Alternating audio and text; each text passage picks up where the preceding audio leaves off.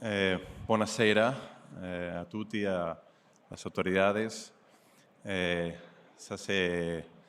This is as far as my Italian goes, so my speech will be in English. Thank you very much, FEDERACCIAI, for allowing me the opportunity to be here with you.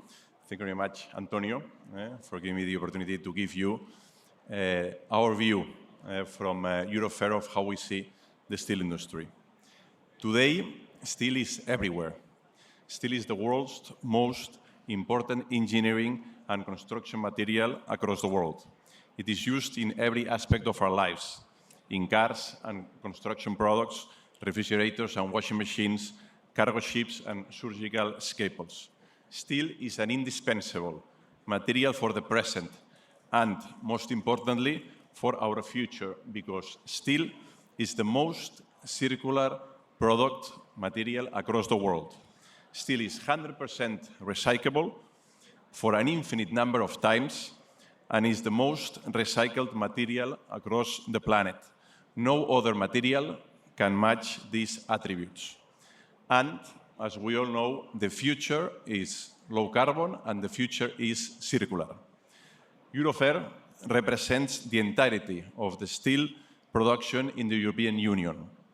The sector is worth 135 billion euros of gross value added across all the EU economies. It's the third sector, the third industrial sector in Europe, with more than 500 production sites across the 22 European Union member states and employs more than 2.5 million people between direct, indirect, and induced jobs.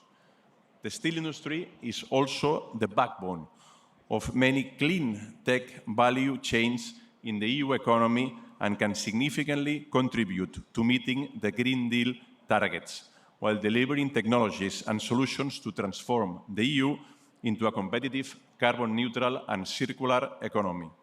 And we have the ambition to help the EU achieve these green steel targets. For this, we need your support, all of you. Let me highlight 4 things that demonstrate that we are already contributing to these ambitious targets and makes steel special. Number 1, the steel industry is the most important recycler in the EU in terms of recycling rate, tonnages and turnover, but also in terms of circularity. The EU steel scrap collection rate reaches almost 90% and is the highest among all major materials and regions globally. By recycling 88 million tons of scrap, our industry reduces the EU's footprint by 132 million tons of CO2 every year, equivalent to the annual direct emissions of 82 million households. That is 40% of all EU households. With the 20 millions of steel scrap the EU is exporting every year, we could reduce domestic emissions by another 30 million tons of CO2. Scrap is therefore a critical material for our decarbonization path. 2, steel is critical to meet EU renewable targets, as it is the core material used in all green energy technologies and clean tech value chains. Each new megawatt of solar panels requires between 35 to 45 tons of steel. And, most importantly, each new megawatt of wind power requires more than 120 tons of steel. Actually, wind turbines are 70% made of steel. Number 3, and probably very important for the audience that I'm speaking to, Italy is the second steel producer in the European Union. The Italian steel industry is one of the most decarbonized steel industries in Europe and one of the most innovative, with, for example, the single plant in EU producing flat products from scrap recycling. Thank you, Mario, that you're listening to me. We can decarbonize and we are innovative. Italy is an example of this. 4, We have set out ambitious targets to reduce our sector carbon emissions by at least 55% by 2030, on our path to carbon neutrality in 2050. To meet this objective, we will have to decrease emissions by 30% in just 8 years. To achieve these ambitious targets, we are working on 60 industrial-scale decarbonization projects to become operational in the period 2025 and 2030, cutting the EU steel industry's emissions by over 80 million tons of CO2, a third of EU steel emissions, if, and this is a big if, low-carbon energy is available. The projects require more than 100 billion euros of investments and 165 teras of low-carbon electricity, of which 90 teras are required to produce 2.1 million tons of green hydrogen. To give you an idea, this amount of electricity is twice as much as the whole consumption of Belgium. These four attributes and these four realities of the steel industry demonstrate that we are aligned with the European Union agenda. However, to increase our capacity to support the Green Deal targets and to make such a huge commitment requires a business case for investments and operations of steel in Europe, comparable to the industry policy in the United States of America.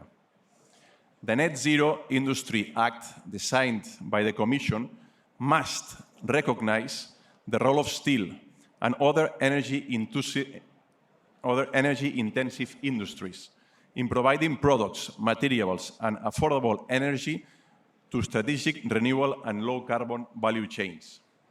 Over the last decade, the European Union steel industry has already lost around 30 million tons of sales on the EU and export markets, 26 million tons of production capacity, and 25% of its workforce.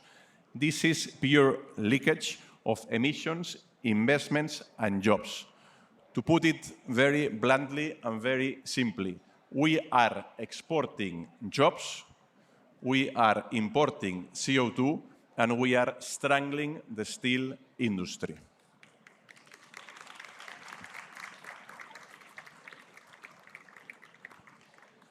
The EU today is the only major steel market in the world that has been restructuring capacities significantly for the last 2 decades.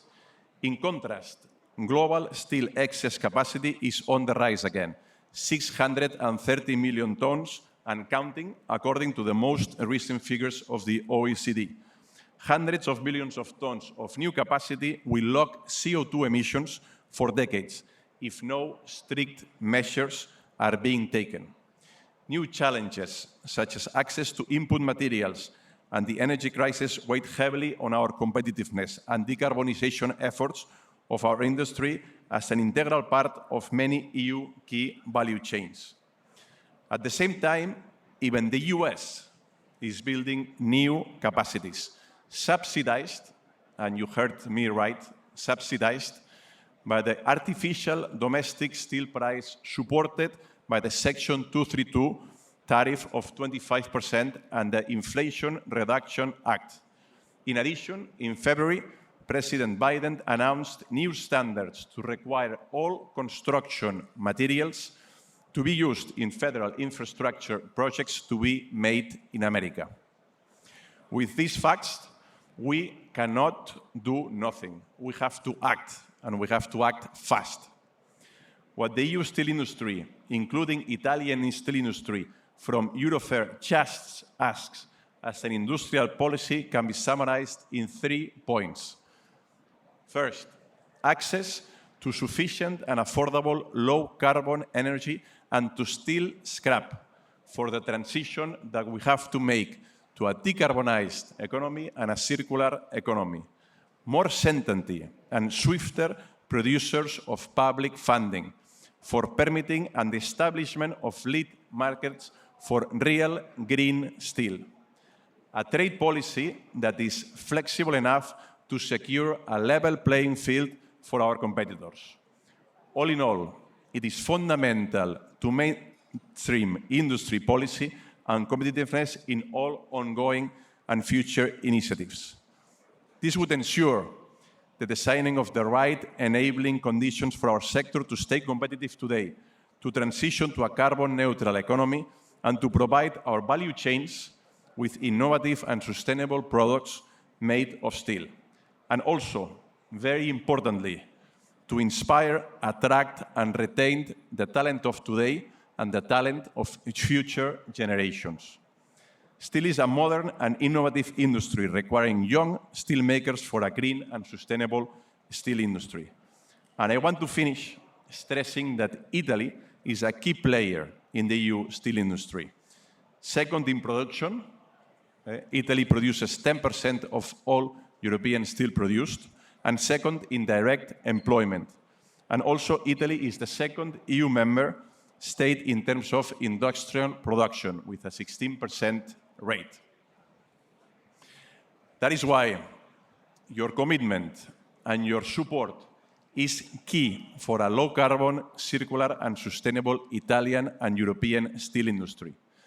Summarizing what I have said in this brief speech, steel is an indispensable material from the past, from the present, for the future.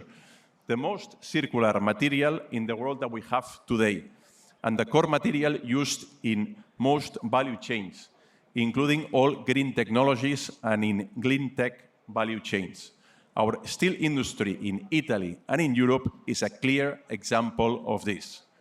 Therefore, steel is already part of the solution, rather than the problem for the EU to achieve its circular economy and decarbonization objectives, and preserve the strategic autonomy and economic resilience that Europe needs in these geopolitical moments that we're living.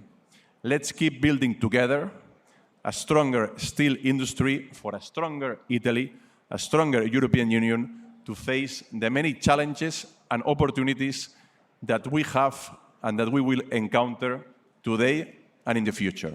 Thank you. Grazie mille.